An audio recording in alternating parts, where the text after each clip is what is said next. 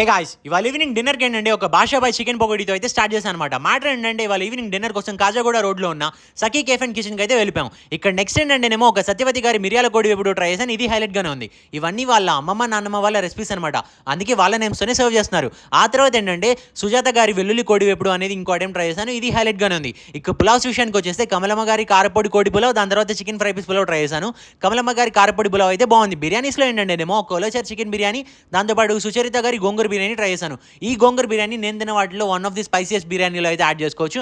నాకు టేస్ట్ కూడా బాగా నచ్చేసింది. ఆ తర్వాత ఏంటంటే నేనేమో రాయలసీమ స్టైల్లో బ్రేక్ఫాస్ట్ ఐటమ్స్ కూడా సర్వ్ చేస్తున్నారు. నెక్స్ట్ వీక్ అయితే ఏ వెజ్ టిఫిన్ అయినా కానీ సార్ జస్ట్ 25 రూపీస్కే వస్తుంది. పైగా మన వాళ్ళ దగ్గర నాన్ వెజ్ టిఫిన్స్ కూడా ఉన్నాయి. ఈ నాన్ వెజ్ టిఫిన్స్లో ఇచ్చే ఈ చికెన్ కర్రీ మాత్రం విలేజ్ స్టైల్లో కుక్ చేస్తూ ఉంటారు. పల్లి చట్నీ మాత్రం ఎక్సలెంట్గా ఉందని మాత్రం చెప్పగలను. ఆ తర్వాత ఇంకా హైలైట్ థింగ్ ఏంటంటే మన వాళ్ళ దగ్గర ఇండియన్, చైనీస్, తందూరి ఈ ఐటమ్స్ కూడా అవైలబుల్గా ఉంటాయి. పైగా టేస్ట్లో, క్వాలిటీలో ఎక్కడ కాంప్రమైజ్ అవ్వకుండా సర్వ్ చేస్తున్నారు. కాబట్టి ఇటు వచ్చినప్పుడు మాత్రం ఒకసారి ట్రై చేసేయండి. ఓకే.